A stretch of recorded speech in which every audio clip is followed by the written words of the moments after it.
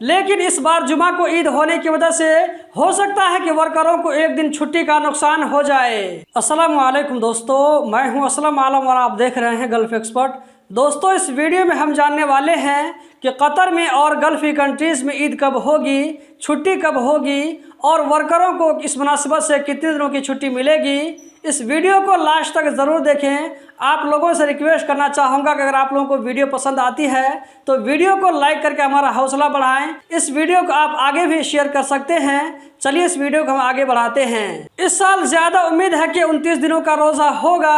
आप लोगों को याद होगा कि गल्फ की कंट्रीज़ में 23 मार्च जो कि जुमरात का दिन पड़ रहा था, उस दिन से रोज़ा स्टार्ट हुआ था। तो इस हिसाब से 29 रोज़ा 20 अप्रैल को कंप्लीट होता है, जबकि 21 अप्रैल जो कि जुमा का दिन पड़ता है तो 21 अप्रैल को ईद का दिन होगा। कतर में देखा गया है कि अगर ईद जुमा के दिन हो तो आम वर्करों को एक दिन की छुट्टी में नुकसान होता है। वो इस तरह के कंपनी वाले ईद के दिन से आगे 3 दिन तक छुट्टी को अमाउंट करते हैं। ईद के 3 दिन के बाद वर्करों को फिर से ड्यूटी ज्वाइन करना पड़ता है। अगर यही ईद शनिचर को हो जाए या ये कि मंगल को हो जाए तो एक साथ 4 दिनों की छुट्टी मिलती है, क्योंकि जुमा के दिन जो छुट्टी होती है वो सरकारी छुट्टी होती है, इसको ईद में नहीं जोड़ा जाता है। लेकिन इस बार जुमा को ईद होने की वजह से हो सकता है कि वर्करों को एक दिन छुट्टी का नुकसान हो जाए। यहाँ पर यह भी बता दूं कि सारी कंपनियों में इस तरह नहीं होता है। किसी कंपनी में 5 दिनों तक की भी छुट्टी होती है,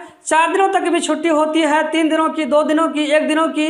जबकि कोई कंपनी ऐसी भी होती है जिसमें 1 दिन की भी छुट्टी नहीं होती है। वर्कर ईद की नमाज पढ़कर आते हैं तो उन लोगों को फिर से ड्यूटी में जाना पड़ता है। खास करके ये ऐसे लोगों के साथ में होता है जो कि किसी होटल में काम कर रहे हों, किसी दुकान में काम कर रहे हों या कि वो किसी कतरी घर में काम कर रहे हों। अगर ऐसे लोगों को छुट्टी होती भी है तो ईद के दिन छुट्टी नहीं होती है, बल्कि मुदीर जब चाहेंगे तब छुट्टी होगी। दोस्तों, इस तरह की इन्फॉर्मेशन जो मैं आप लोगों के साथ में शेयर करता हूँ, ये सारी चीज मैं अपनी आंखों से देख चुका हूँ, ऐसे लोगों के साथ में रह चुका हूँ। ये बात हो गई कतर में आम वर्करों की छुट्टी के बारे में। जहां तक सरकारी डिपार्टमेंट में छुट्टी की बात है तो वो छुट्टी 28 रमजान से शुरू होती है और 4 शव्वाल तक होती है। बीच में जुमा पड़ जाने की वजह से 1-2 दिन आगे पीछे हो सकता है। अगर रमजान 30 दिनों का होगा तो इसमें 1 दिन और भी इजाफा हो जाता है। तो इस तरह कुल मिलाकर के 8 या यही कि 9 दिन छुट्टी होती है। सऊदी अरब में प्राइवेट सेक्टर में 21 अप्रैल से लेकर के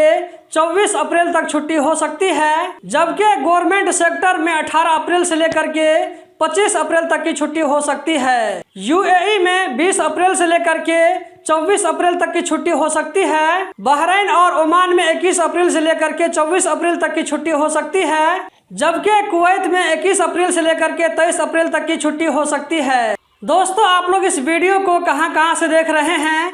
आपकी कंट्री में कितने दिनों की छुट्टी होती है रमजान की मुनासिबत से?